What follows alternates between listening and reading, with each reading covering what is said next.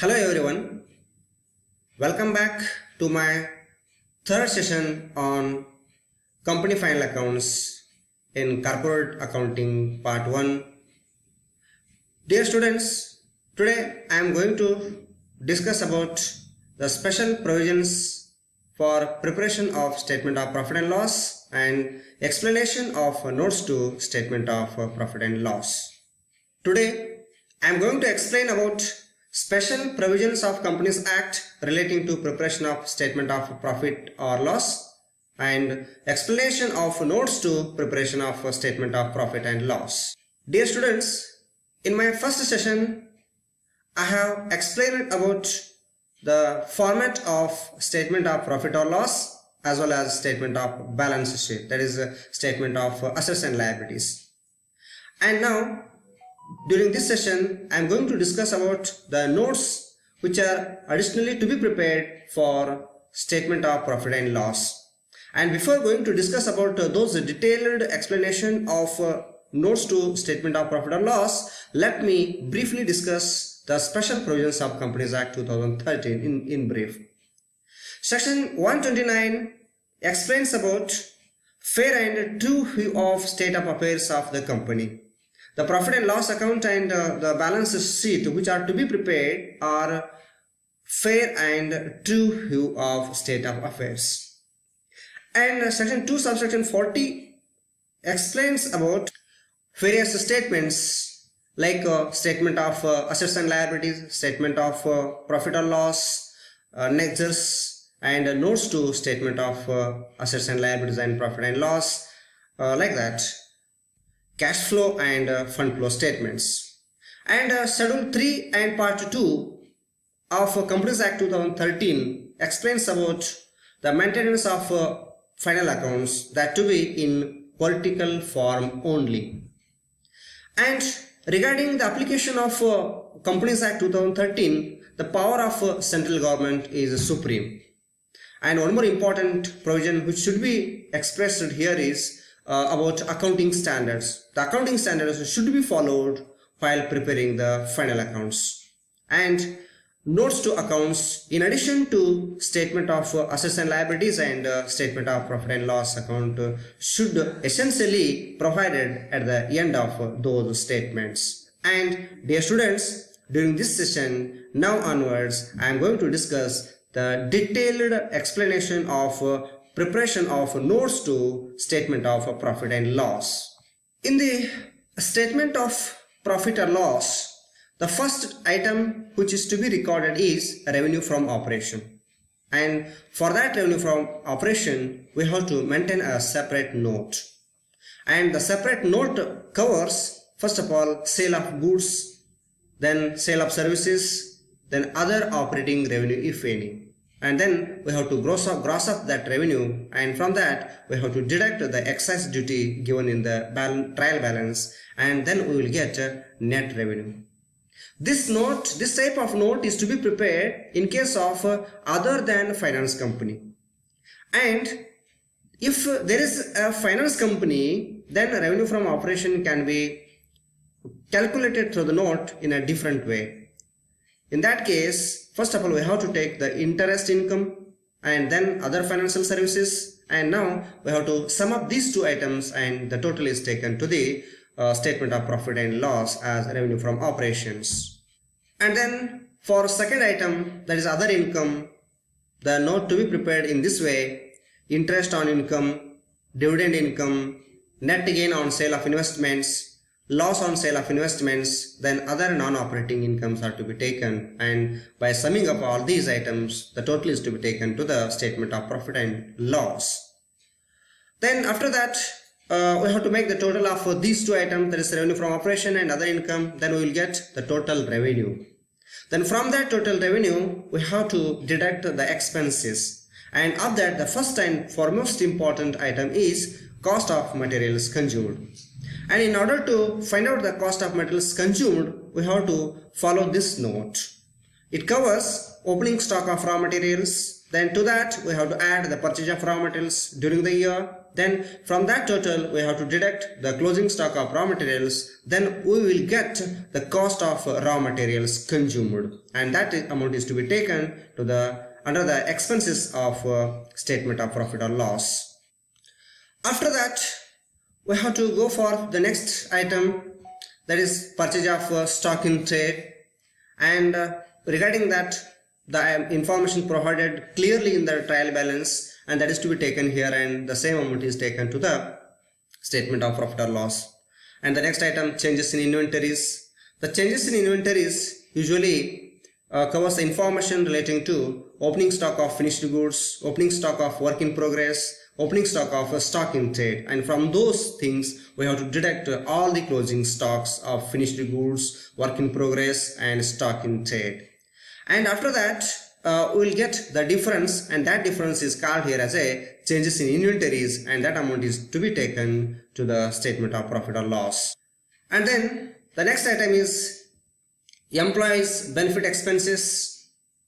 For employees, the company will provide salaries and wages, contribution made by the company for provident and other funds, expenses on employee stock option plan and employee stock purchase scheme, then staff welfare expenses if any. All these are to be taken under this note, and the total is taken under the head expenses as employees benefit expenses. Then afterwards we will have an item of finance related, that is finance cost. If there is any loan or if there is any borrowings made by the company, then on that the company has to pay the interest or some other expenses. Such expenses covers here interest expense, other borrowing cost, and applicable net gain or loss on foreign exchange, and the total of all these are taken to the expenses head under a statement of profit or loss. And after that we have to go for one more important item. In our company there will be the many number of fixed assets like plant and machinery, furniture, fixtures. On that we have to make some depreciation, or we have to write off some preliminary expenses. So in those cases we have to prepare a separate note, and that note is called here the depreciation and amortization. Usually the items to be taken under this head are depreciation on fixed assets and loss on amortization if any. The total is taken under the head expenses of profit or loss statement. And after that we have to go for the next item, other expenses, and the other expenses head covers the informations like or the expenses like power and fuel, rent, repairs to buildings, repair to machinery, insurance, rent and taxes, that is excluding income tax, and net loss on sale of investments, and net loss of foreign currency transactions.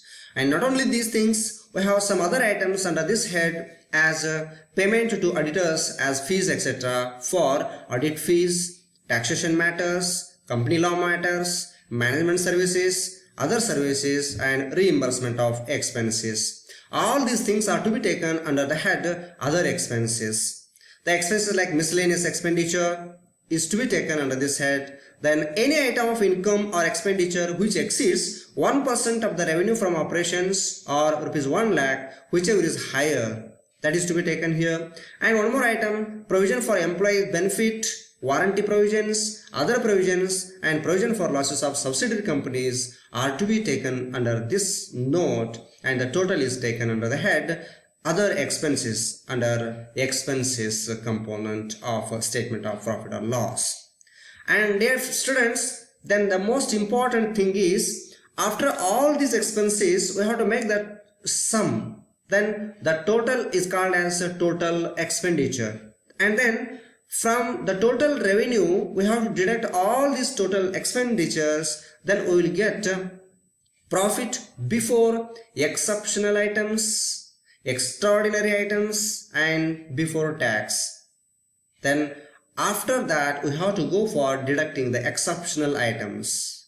Dear students, I have explained about these exceptional items in my first session. The exceptional items covers profit on sale of fixed assets or capital assets, profit on sale of tangible fixed assets, profit on sale of intangible fixed assets, profit on excess liabilities written off, profit on disposal of a long-term investments, and the total of these is called as profit. And from that profit we have to deduct or subtract the losses if any. The losses covers loss on sale of tangible assets, loss on sale of intangible assets, fixed assets, loss on provision against advance to fully owned subsidiary, provision for remediation of a site, loss on writing down of fixed assets for closed units. And from the above profits we have to deduct the losses, these losses, then we will get net amount of profit or loss.